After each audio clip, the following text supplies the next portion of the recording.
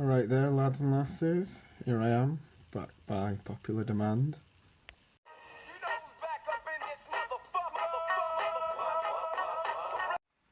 So today, this video is really about something we hear a lot about.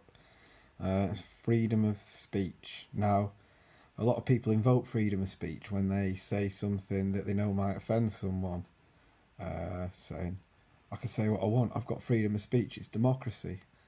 Well, is that 100% true? Freedom of speech normally means you have the right to articulate your views without fear of the government stepping in and censoring you. And this is usually the case. But if you say something inflammatory, then there will be a consequence on varying scales.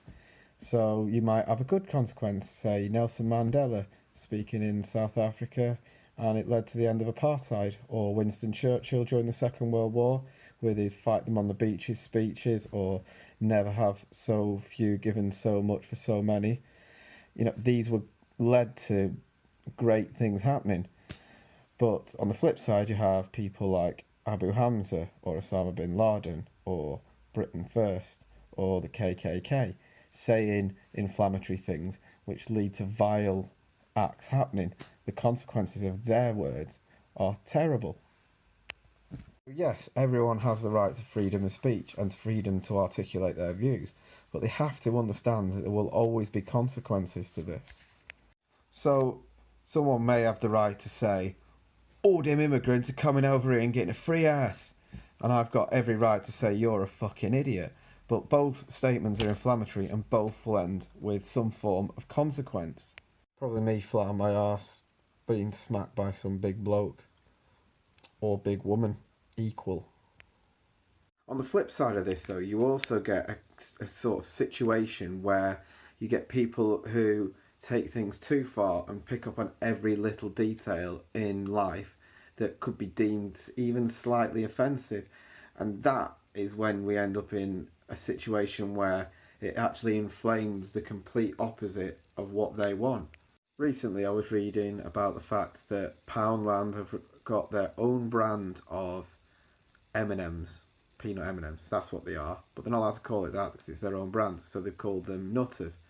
Apparently this is offensive to people with mental disabilities. Now, who is actually getting offended by that? Is it the people themselves, or is it people being offended on their behalf? And is it actually that offensive? The packaging clearly shows peanuts, that is a peanut flavoured confectionery snack. So is it actually offensive, or is it people getting overly offended on someone else's behalf? And don't forget, just because you are offended by something, it does not mean that you are right.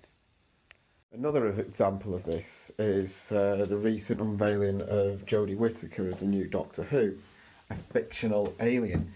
And then you got some people on side going, Doctor Who's a man. A Doctor Who's always got to be a man. It's disgraceful. I'm never watching it. I pay my licence fee. And then you got people on the other side, at last, finally, Doctor Who's a woman.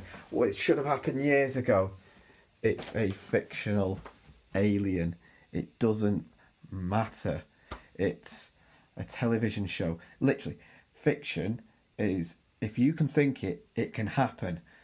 So really, you don't need to be the greatest scriptwriter in the world to imagine that a doctor, a fictional alien, could be a different gender.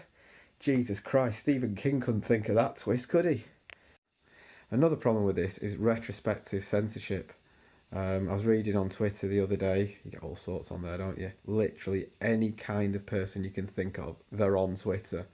And there'd been an episode of Only Fools and Horses shown on Gold, and Uncle Albert in it had said that he'd been to the Packy shop.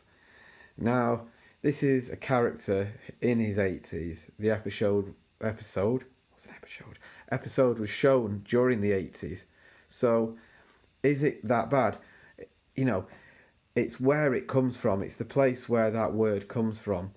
You know, was he saying it in malice? No, he was using it to describe the shop. It's a phrase that everybody used. Does that make it right? No. Do we have to worry about that now? No, we don't. There are more important things to get worried about. So what can I say in conclusion?